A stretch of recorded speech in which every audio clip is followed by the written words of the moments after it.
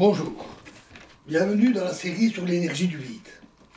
Alors, le vide classique s'obtient simplement en enlevant toute matière, tous les atomes et molécules dans une certaine zone, disons un récipient. On trouve sur le marché de bonnes pompes à vide commerciales ou professionnelles, de prix très variables, depuis pas très cher jusqu'à des prix assez élevés, qui sont capables d'aspirer l'air d'un récipient. On obtient ainsi un bon vide à usage technique par exemple, mais il n'est pas parfait. Il contient encore pas loin d'1 milliard d'atomes par centimètre cube. Parce que les dernières molécules sont difficiles à aspirer. Elles ne vont pas aller spontanément dans la pompe, elles vont se balader et heurter rarement une paroi et un autre atome qui reste dans le coin. Et donc, il faut le hasard pour qu'elles aillent vers la pompe et finissent capturées par la pompe. Et moins il y en a, plus c'est difficile. De plus, les parois ne sont jamais 100% hermétiques. Il y a des pores dedans qui contiennent des gaz qui, quand le récipient devient très vide, ces gaz ont tendance à s'échapper. Et même la matière de la paroi peut elle-même perdre quelques atomes. Donc c'est très difficile d'arriver à un vide absolu. Alors, pour faire mieux, on doit travailler avec des pompes de très haute performance et on refroidit le récipient à une température proche du zéro absolu, c'est-à-dire environ moins 273 degrés en dessous de zéro. Ainsi, les molécules résiduelles vont avoir tendance à rester collées sur les parois. On obtient ainsi ce qu'on appelle un ultravide qui est utilisé par exemple dans les grands accélérateurs de particules comme le LHC à la frontière franco-suisse. Il reste tout de même quelques milliers de molécules par centimètre cube. Ça peut paraître beaucoup, mais l'air normal contient par centimètre cube plusieurs millions de milliards de molécules. Donc là, ce n'est plus que quelques milliers. D'où le terme d'ultravide. L'espace, je veux dire l'espace au-delà de la Terre, au-delà des étoiles, fait beaucoup mieux que nous. Le vide intersidéral ou intergalactique peut être extrêmement vide et il peut arriver à contenir seulement quelques atomes par centimètre cube. C'est extrêmement peu. Mieux, c'est moins que ce qu'on peut produire en laboratoire. Même les grands nuages galactiques sont très vides. Grosso modo comme l'ultravide à peu près. Sur les images, ils apparaissent opaques, avec parfois de magnifiques images, de super images, comme les fameux nuages appelés piliers de la création, ou la nébuleuse à tête de cheval, qui sont superbes. Ils nous paraissent opaques, alors qu'en fait, ils sont aussi vides que ce qu'on arrive à produire en laboratoire. C'est simplement dû au fait qu'ils sont gigantesques. Des centaines, voire des milliers d'années-lumière de long. Une année-lumière, c'est la distance parcourue par la lumière en un an. Donc, une année-lumière, c'est environ 9000 milliards de kilomètres. Donc, ils sont vraiment gigantesques. Et un rayon lumineux qui traverse le nuage va prendre des siècles ou des millénaires pour le traverser, vu la distance à parcourir. Et sur une telle durée, même avec seulement quelques atomes par centimètre cube, et dans les nuages de gaz, de temps en temps des poussières aussi, de temps en temps il va se faire un peu absorber, et pour finir, à la fin, il n'y a plus rien. Donc il n'arrive pas à le traverser, le nuage apparaît opaque, simplement parce qu'il est gigantesque.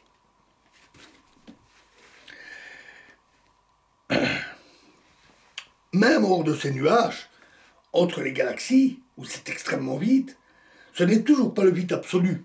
D'abord parce qu'il y reste quelques atomes et molécules, mais aussi parce qu'on y trouve des champs électromagnétiques, tels que la lumière ou le champ magnétique galactique, et aussi d'autres particules, comme par exemple les neutrinos. Les neutrinos sont extrêmement nombreux. Ce sont des particules extrêmement légères et qui interagissent très très peu avec la matière. Le temps de vous le dire, des milliards de neutrinos vont traverser et vont traverser toute la planète Terre et ressortir de l'autre côté intacts, à part peut-être quelques neutrinos qui vont heurter des atomes dans les roches au centre de la Terre. Donc ils sont extrêmement fantomatiques.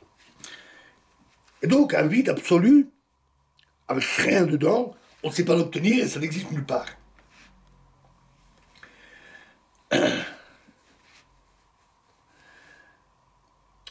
Le vide quantique, lui, n'est pas un état où on a aspiré la matière, c'est l'état quantique d'un champ. C'est un des états physiques qu'un champ peut avoir. Il y a donc quand même une différence de sens. C'est un champ dans lequel il n'y a plus aucune particule. De ce point de vue-là, ça ressemble au vide classique. Mais le champ, il s'étend à l'infini.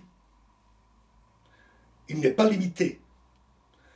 Il est complètement infini dans tout l'espace, même tout l'univers, a priori. Et l'état du champ, c'est l'état global du champ. Or, il y a toujours des particules quelque part. On ne va pas vider l'univers. Il y a toujours des particules quelque part. Et donc, l'état de vide quantique n'existe pas, il ne se produit pas dans la nature. Il ne se produit jamais. Si ce n'est comme approximation, si on considère une petite région. Dans une petite région, on peut dire « Oh, c'est l'état du vide quantique », parce qu'il n'y a aucune particule dans cette petite région. C'est une approximation, parce qu'il y a des particules ailleurs, et l'état est global.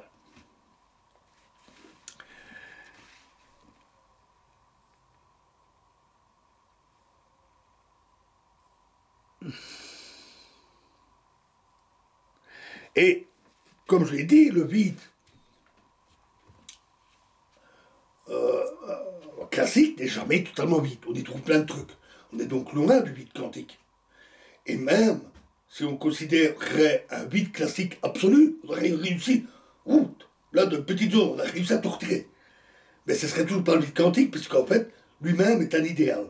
Donc, il y a grosse nuance entre les deux, entre vide classique et vide quantique.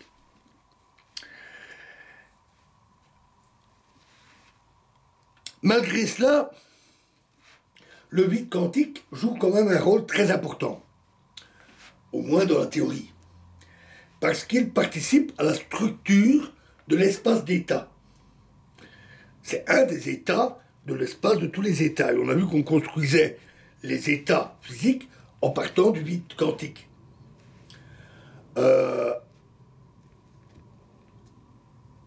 Les propriétés de cet état de vide quantique sont souvent identiques ou semblables à celles d'autres états quantiques. Un état quantique, c'est un état quantique. Rappelons-nous que l'espace de Hilbert, pour la petite histoire en théorie quantique des champs, il a une structure plus complexe, on l'appelle espace de Fock, peu importe. C'est un espace vectoriel, et rien ne ressemble plus à un vecteur qu'à un autre vecteur. Donc les états quantiques ont des propriétés semblables, et l'état de vide quantique est donc utile au moins à ce point de vue-là pour comprendre les propriétés des états quantiques. De plus, si on a un état avec n particules, alors dans les calculs, on peut souvent avoir, et on y reviendra à ça, A exposant n fois n, c'est-à-dire qu'on applique n fois l'opérateur de destruction. Et donc on enlève toutes les particules. Et donc cette formule est en fait identique au vide quantique. Et donc celui-ci apparaît très facilement dans les calculs. Il a donc une grande utilité, au minimum théorique. Voilà déjà pour un premier point sur le vide quantique. Alors, avant de continuer sur le vide, je vais toucher un mot sur un acteur important qu'on aura l'occasion de citer, l'antimatière. Alors, qu'est-ce que c'est? Alors, partons de la base. L'équation de Dirac pour un électron s'obtient en partant de l'équation de Schrödinger, que nous connaissons, et en utilisant la relativité. L'équation de Schrödinger est une version non relativiste, et on la manipule pour en faire une version relativiste. Pour la petite histoire, si on le fait de manière brutale, on obtient ce qu'on appelle l'équation de Klein-Gordon, qui ne s'applique pas à l'électron. Il faut faire une autre modification, et on obtient l'équation de Dirac, qui est une équation pour le champ de Dirac, plus exactement la fonction d'onde relativiste de l'électron. Rappelons que ce qui intervient dans l'équation de Schrödinger, et aussi celle de Dirac d'ailleurs, l'hamiltonien, H, correspond en fait à l'énergie de la particule. L'équation de Schrödinger est ainsi une traduction sous forme d'opérateur pour les états quantiques de la relation classique E égale 1 demi mv carré, c'est-à-dire l'énergie cinétique d'une particule. C'est l'énergie due à son mouvement. Le fait que l'objet, la particule est en mouvement, il a une certaine énergie. Ce qu'on reçoit très bien dans une voiture quand elle percute un poteau, ou un mur, ou encore une autre voiture. Et donc, c'est la moitié de la masse de la particule fois sa vitesse au carré. Ça, c'est une version classique, non relativiste. L'équation de Dirac est de même une traduction sous forme d'opérateur de la version relativiste pour l'énergie. Et celle-ci s'écrit E carré égale M carré C4, c'est-à-dire C fois C fois C fois C, plus P carré C carré. Où M, toujours la masse de la particule, C, c'est la vitesse de la lumière dans le vide. La lumière ici, en soi, n'a rien à voir. C'est simplement parce que c'est une constante fondamentale de la nature. Mais c'est 300 000 km par seconde. Voilà. Et P, c'est l'impulsion de la particule. Et donc on a cette relation-là. En particulier, quand la particule est au repos, alors sa vitesse est nulle, son impulsion est nulle, et on retrouve le fameux EmC carré. E égale mc carré. Ça, c'est l'énergie de repos. On le dit aussi l'énergie propre d'une particule. Le souci est que la relation, elle utilise E carré.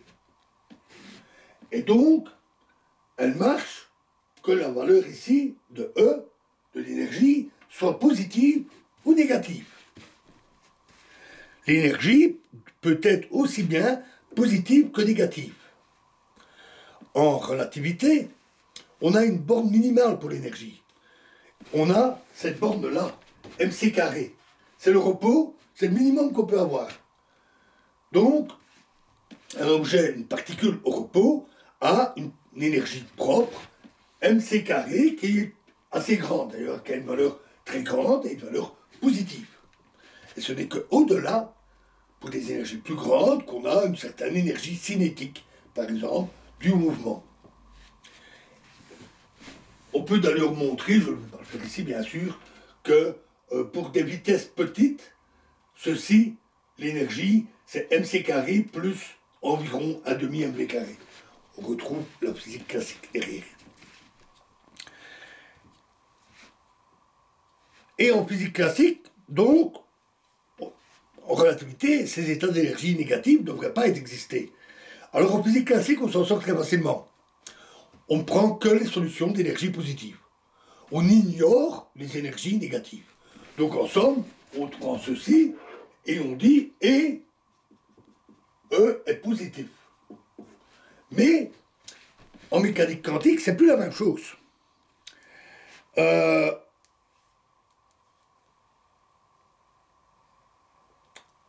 Les solutions ou les états d'énergie positive et d'énergie négative peuvent être couplés. Ce qui conduit à quelques soucis et jolis paradoxes. Je vais citer un souci. Si on décrit un atome avec la théorie de Dirac, on obtient que son énergie, pour l'électron, un électron qui serait dans l'atome, est supérieure à mc carré, ici on va mettre 0, donc il a une énergie plus grande. Mais on a aussi des solutions moins mc carré avec des énergies plus basses. Ceci constitue ce qu'on appelle un gap, une région interdite. Donc c'est pour ça qu'en physique classique, il suffit de prendre ce qu'il y a au-dessus. Oui, mais en physique quantique, on a l'effet tunnel. Alors je ne vais pas vraiment parler de ça jusqu'ici. C'est le fait qu'une particule peut franchir une zone interdite d'un seul coup. Ceci est dû au phénomène d'indétermination. Une particule a une certaine dispersion de sa position, et donc même si elle passe à une barrière imperméable, elle a une certaine chance d'être de l'autre côté. Et pouf, elle passe. C'est l'effet tunnel. Ça existe aussi ici pour l'énergie. La particule peut très bien transiter d'un endroit à l'autre. Et pire que ça, si l'atome, et donc ça couple les états d'énergie positive et négative, on ne peut pas ignorer les états d'énergie négative. Et pire encore, en passant dans cette zone-là, l'énergie de l'électron peut continuer à diminuer, en émettant l'énergie en trop, sous forme d'un rayonnement par exemple, et diminue indéfiniment.